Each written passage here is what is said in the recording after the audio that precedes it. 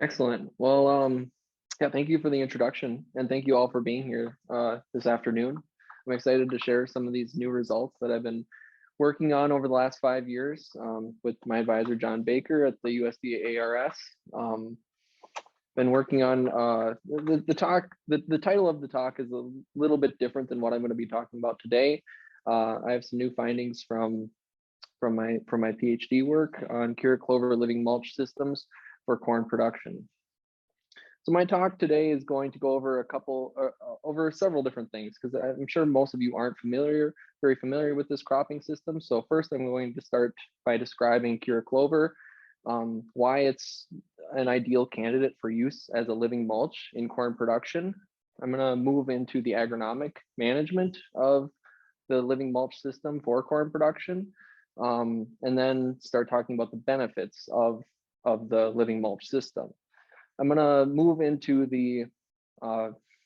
into what this conference is about with some observations on nitrogen cycling in this conservation cropping system, and then some of the implications for nitrogen management that we can gain from those observations. And then I should have plenty of time for questions. So Cura clover is a perennial legume forage crop. It spends a lot of its metabolic energy in its rooting structures. It puts a lot of energy into the root systems, which makes it very tolerant of extreme environmental conditions and intensive management. It's from near the Russian border, so it's very winter hardy. So it stands up to some of the tough winters we see in Minnesota. And it's also, as a legume forage crop, it has high protein and high biomass nitrogen content. Because of its large root biomass reserves, it's very shade tolerant. So again, it holds up to those extreme conditions that we might put it through when integrating it into an intensive cropping system, such as corn production. And although I'm not an expert on entomology or ecology or anything, I think it's still important to highlight some of its other benefits, such as it's a pollinator friendly crop. In some circles, it's called honey clover. So I'm not going to talk about that so much. I'm more of an agronomist, but I still think it's worth mentioning that it has ecological benefits outside of agronomy. I'm going to be referencing this graph quite a bit in my presentation, so I'm going to describe it now. This is the clover biomass distribution over time under living mulch management. We see starting at May 11th, so right after our corn crop is in the ground, we see a rapid increase of biomass of the Cura clover up until its peak in June 1st, followed by a gradual decline until the end of the growing season.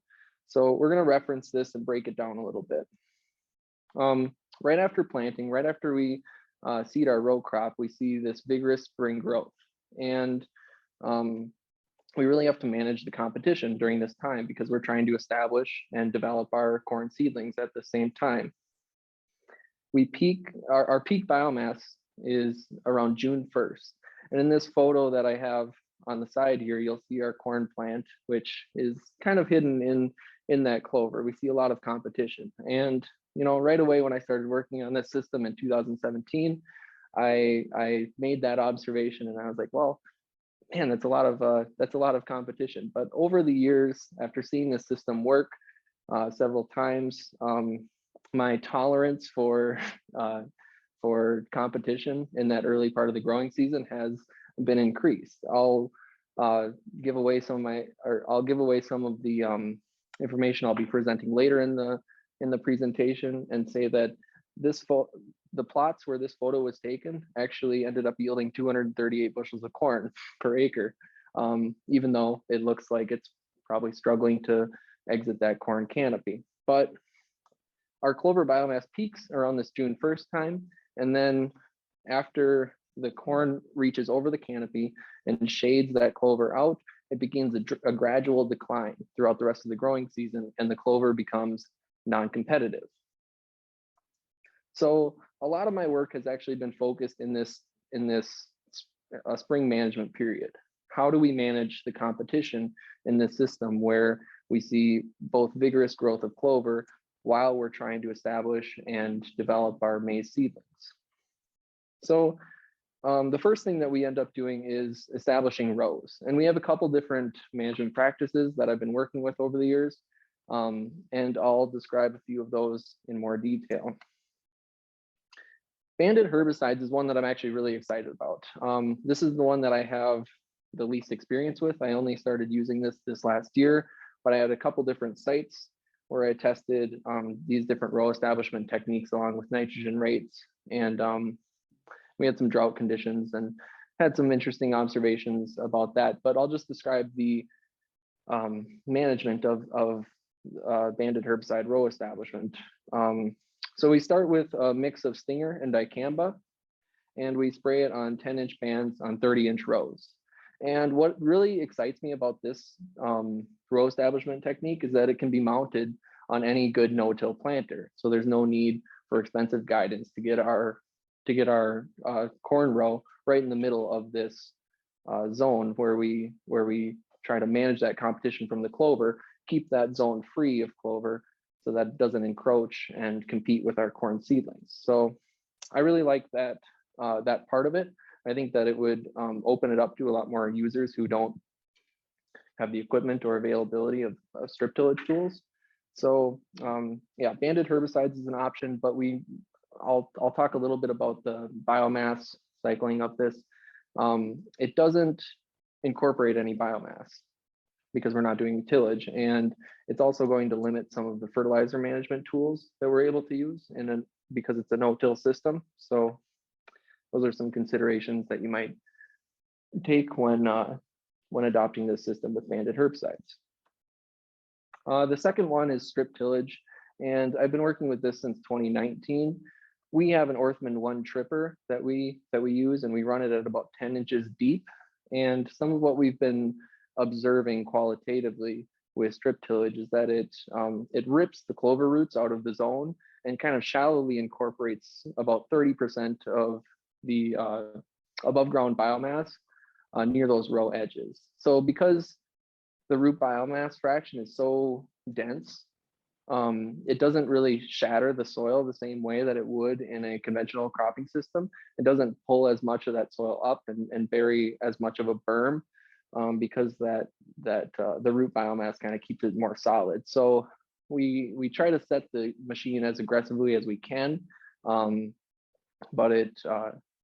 we do this strip tillage in the spring, and it does an okay job, and we've had some success with it, and it does manage the competition relatively well if we do the rest of our management correctly. But we've done some estimates and found that it incorporates residue at equivalent of about 5 pounds of nitrogen per acre.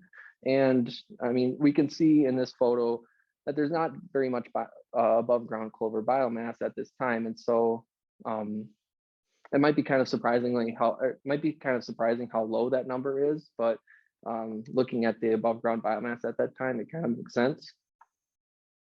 And finally, this tool is Rotary's own tillage. We've done quite a bit of work with this tool. It works really, really well.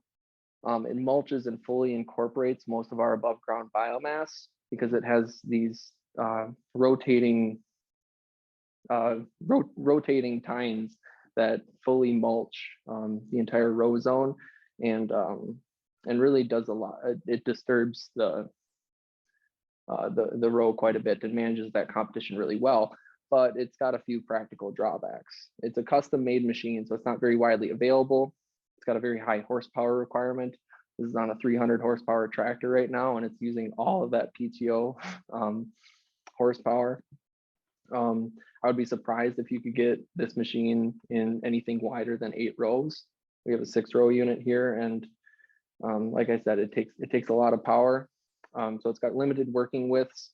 It's very effective in managing that competition, but it's a very slow management tool in a time period when I know that you all are pretty busy in the spring. So that's why I've been working with these other row establishment techniques to try to replace this machine, but still using this as kind of a comparative treatment in our research going forward.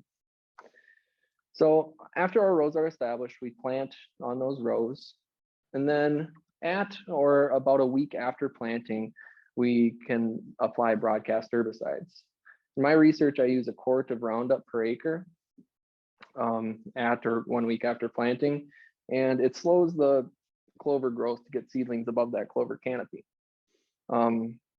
We're trying to slow down as much as we can that biomass or that biomass accumulation that occurs in that time to give our crops some time to reach over that canopy. And it might be a little bit difficult to see in the photo right here, but we can see that it's not a real fast acting approach. It's not something that I would recommend as like an emergency measure to manage that competition. It's something that we have to do preemptively.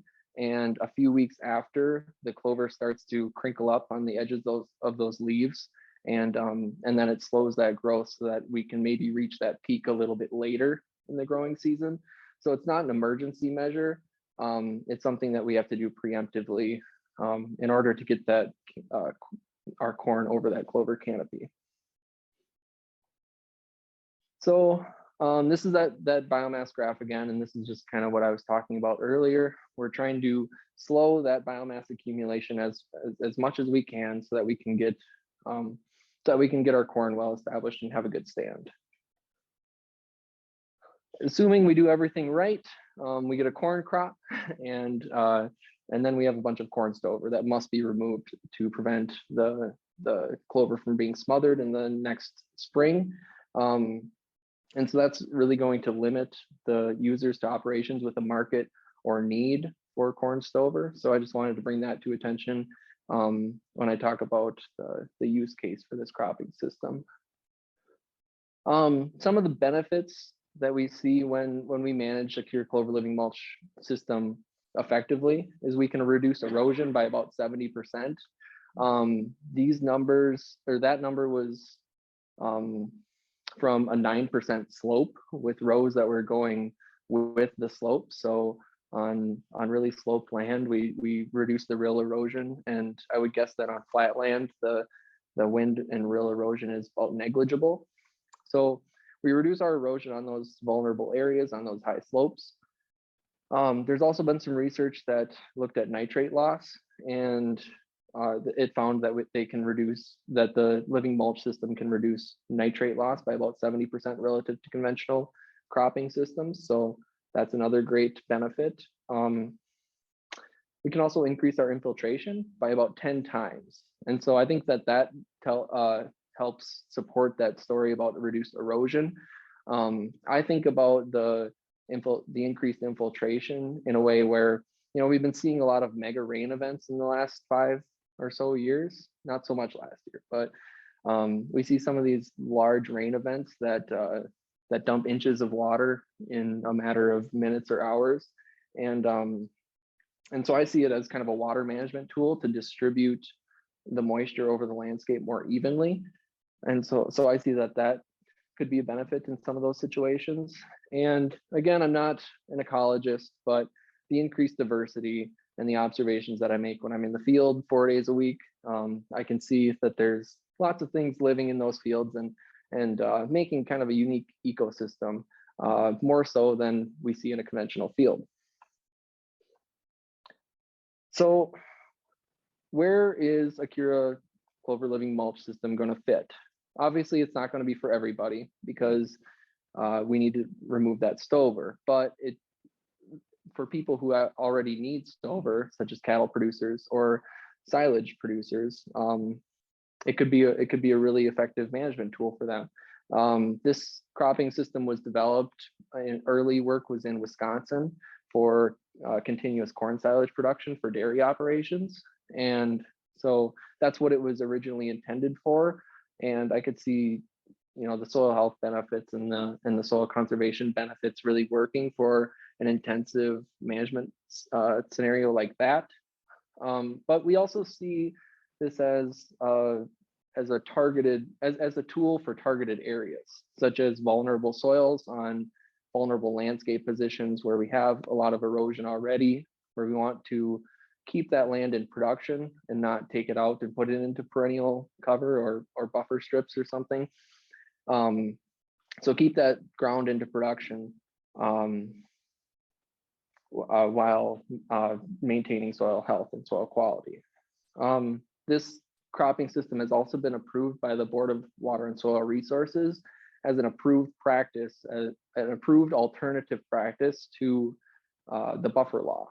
So you can use a Cura Clover living mulch system as your 50-foot buffer around streams and ditches instead of putting it into perennial vegetation, because it's got enough biomass there for most of the year where Bowser approved it for that use. So with all that context, because I know it's not really familiar to most of you, we can now jump into the purpose of this conference, which is nitrogen management. And I'll warn you, I don't have any straight answers yet, but we're working on it.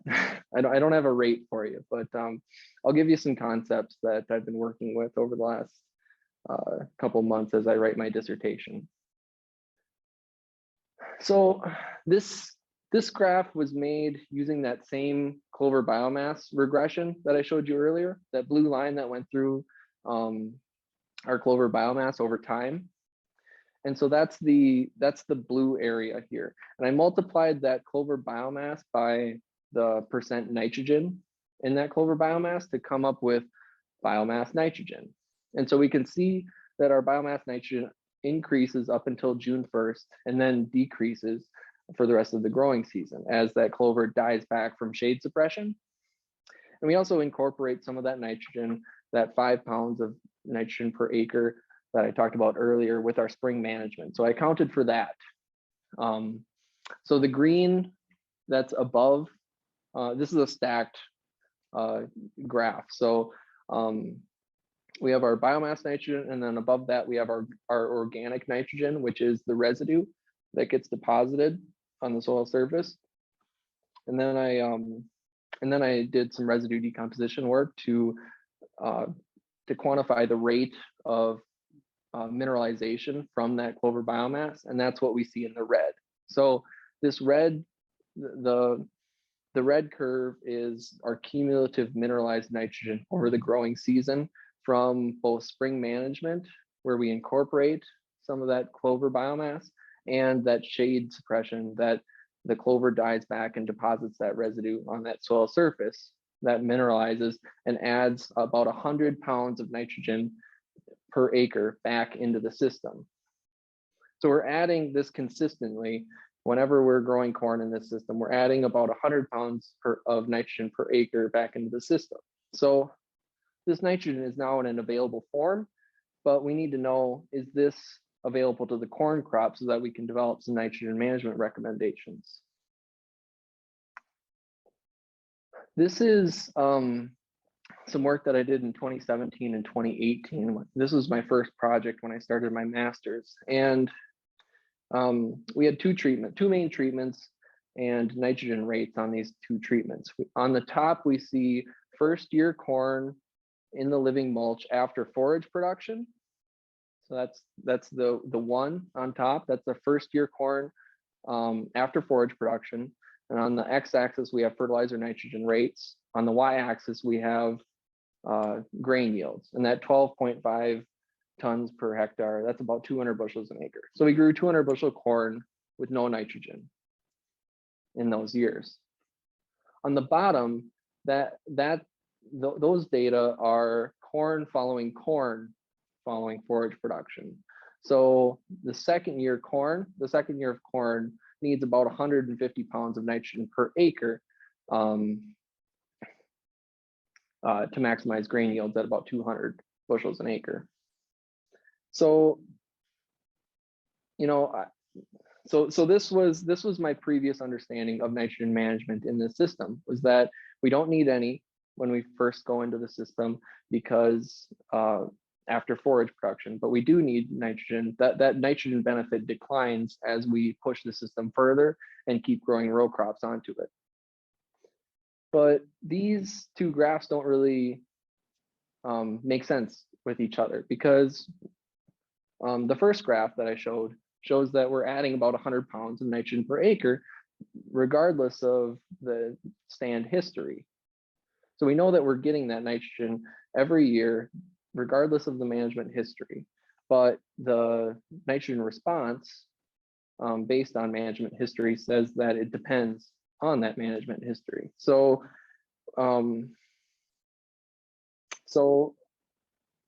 we have to understand, where is this nitrogen coming from? Where are those? Where's the nitrogen benefit in the first year corn coming from, and why do they change based on stand history? So we have to think about this we have to think about the spatial distribution of resources in this system.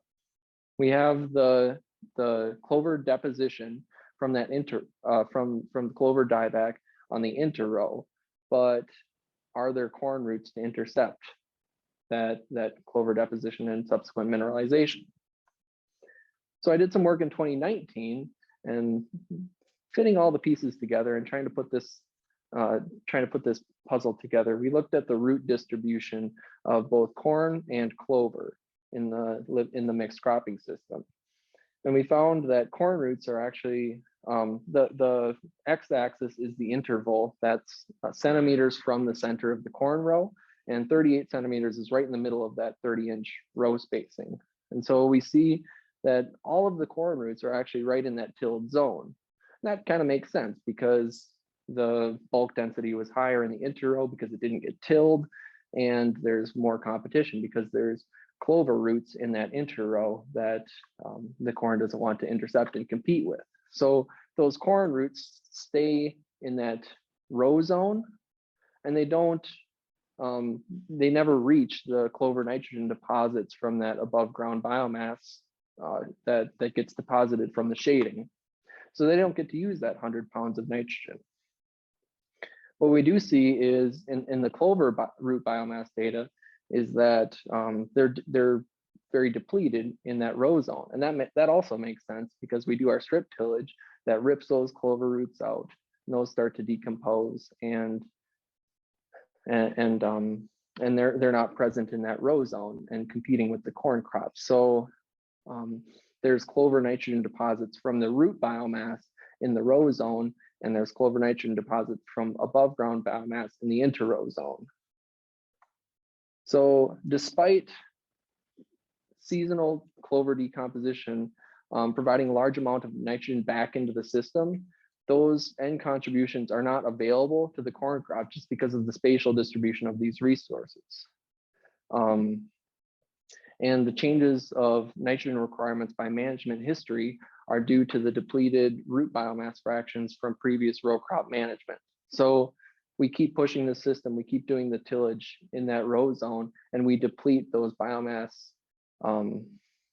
that biomass fraction in the row that contribute to the row crop. And so we don't get that year after year because those roots aren't growing back and to the level that they are in a full stand. So I kind of like to think about it like this now, where during forage management, we fill up our biomass and biomass nitrogen pools. We refill the glass with those nitrogen pools, and during living mulch management, we start to deplete that, and we get less and less nitrogen benefits as we push the system harder. So I know that like I said, I don't have any straight answers for, pounds per acre. I can't tell you right now, but these are the concepts that are working in this system, and we're continuing our work. And our new questions aim to better define our spring management timing to reduce the risk of competition between our corn and clover based on clover spring growth physiology and our tillage timing, our planting timing, and trying to define those management practices in a more systematic way, a more prescriptive way. So we're trying to make all the mistakes that we can so that we can consult you guys and the early adopters of this system, and so that you guys don't have to make those mistakes. So we're having fun with it, and trying to come up with some concepts to explain what's happening in this system, so that we can try to extract as much as we can out of the living mulch system and get as much benefits as we can for the producer. So here's my contact information. So feel free to, if there's any questions that come up later, that after thinking about some of this for a little while, feel free to contact me. And I think I'm ready for questions.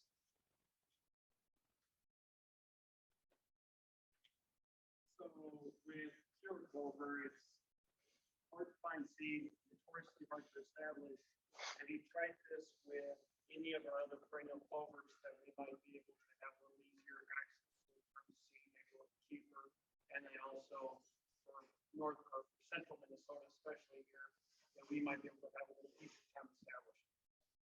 Great question. The question was Cure Clover. I didn't talk about this in this presentation, but the seed is very hard to come by, and also the establishment is very slow. We find it's sometimes described as sleep, creep, and then leap, where in the first year after we seed the clover, it doesn't put on much biomass because it's actually putting all of that into its root biomass fractions. After those are kind of well established, it comes to its full stand and its full productivity. But during that establishment period, it's really hard to get the living mulch established without losing money in those years. So the question was whether my microphone. Okay. Just project. Okay.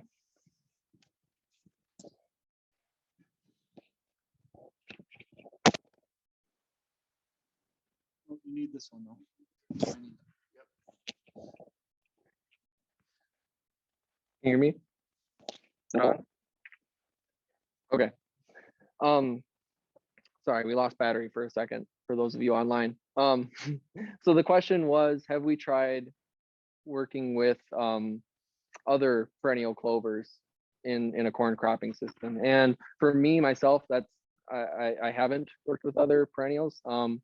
I have been in contact with a kura breeder down in Nebraska who's actually working on some new varieties and germplasms, and we're trying to come up with some solutions, some agronomic solutions and some breeding solutions to the problems with establishment, and trying to make it so that it's not so difficult to establish, and so that we can get this system productive quicker. So no, we haven't worked with other species, but yes, we understand that that's a problem, and we're trying to find solutions to fix it. So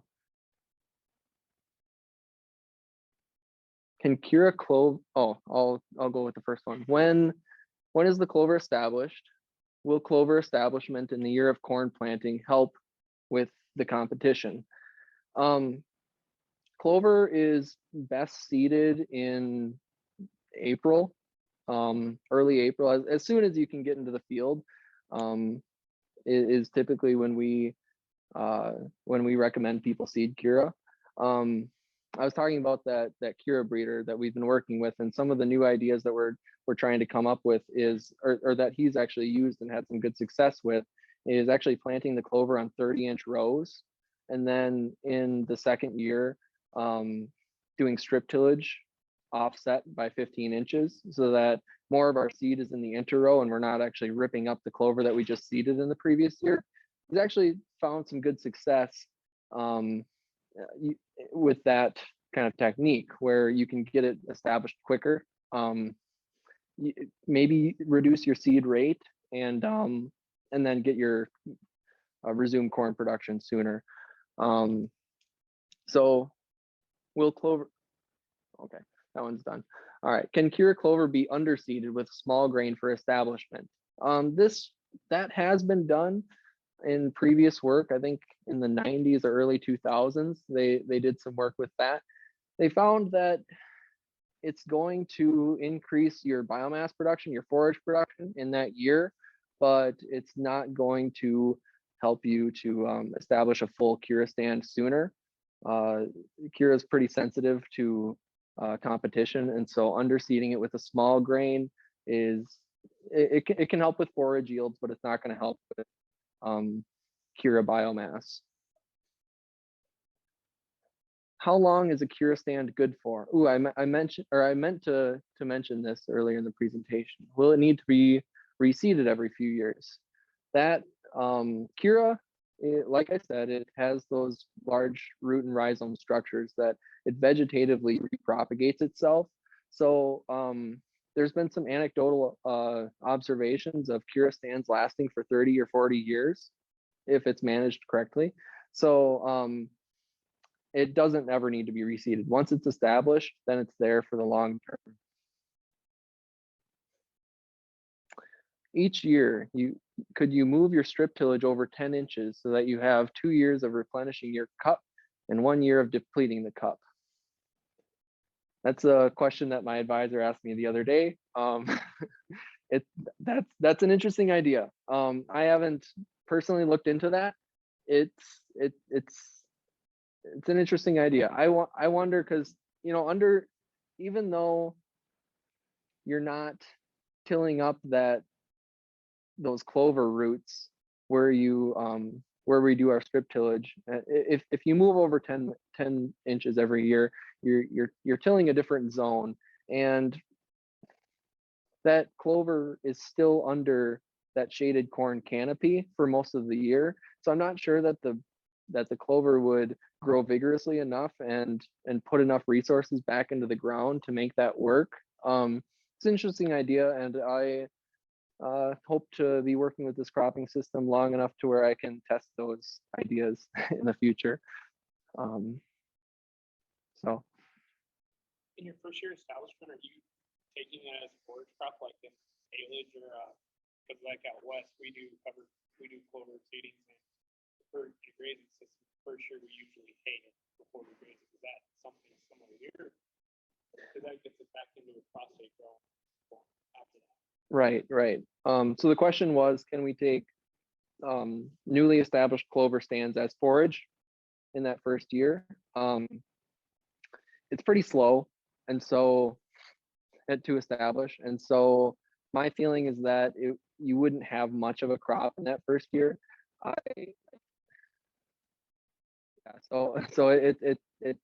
don't think that you would have much productivity in that first year, enough to be worth going out there and haying it.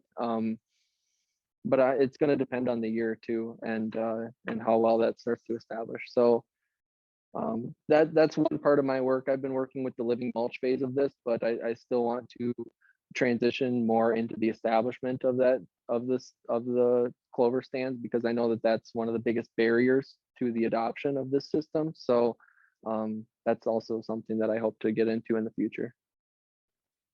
How about water use efficiency? How does it impact the corn? The water use efficiency, how does it impact the corn? Well, I can tell you that this year it did not do very well. Some of that work that I cited, the 70% reduction in nitrate leaching earlier in the presentation, and in that work they also looked at soil water content in the soil profile, and found that in early May, like right when the clover was putting on all that biomass, it actually reduced the soil water by 10 to 15% during that time period. So it increases the water use in that time period, but after we hit that peak and then the subsequent decline, there was no differences later in the year for water use. So when the corn is growing most vigorously, it's not going to be competing for moisture, but when it's establishing, it is competing for moisture, which can make it tough in drought conditions. Could you graze it after like early corn or corn silage? Can we graze it after early corn or corn silage? That's something that they've done quite a bit of work with in Wisconsin. I know that they had some interesting rotations going on there, where I think they grew a full stand of corn and then let cattle out on the whole field and grazed it down. Then followed that with I think oats or some sort of forage grass, and did some grazing management systems like that. So But if we're producing it for grain or silage, we saw on that graph that I touched on quite a few times, that clover biomass distribution over the growing season. We ended up with not much clover left by corn harvest. It's pretty sparse. So I wouldn't imagine that there would be a ton of forage left after grain production. But if we're taking the crop off early, maybe there would be something left. So.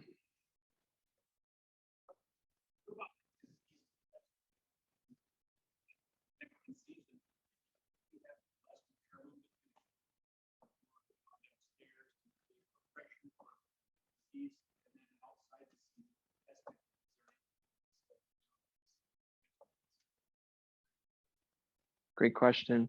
The question was about disease and pest management. With all of what's going on in the system, there's and the increased biomass under that corn canopy, we might have maybe more humid conditions that are conducive to pest accumulation. Or is there a way for insects to overwinter or utilize this crop as part of their life cycle? That's not something that I've personally done much with in my 5 years of managing the system. Had much problems with disease or pest pressure. One thing that we've observed is researching the system is slugs. Slugs can actually take the clover canopy, can take the clover down and reduce our biomass of the clover, but I don't think that translates to any disease pressure. But yeah, I don't have a full answer for that. I just, in my observations, I haven't seen any increased pressure from disease. Pretty resilient. Can you kill it? Have you seen resistance to Roundup? You can kill it with maybe a moldboard plow or some heavy ripping. It is pretty resilient. I don't know if I pointed out that y-axis on that clover root biomass curve, but we see about 20 tons of clover biomass per hectare, which that's about the same as you'll get for like corn, grain, and stover combined. So there's enough root biomass in the crop that's equivalent to an entire corn crop. So that's what gives it its resilience. There are herbicides that can kill it. The dicamba stinger mix is a good one to kill the clover in those rows, or full width tillage will also get rid of it. So.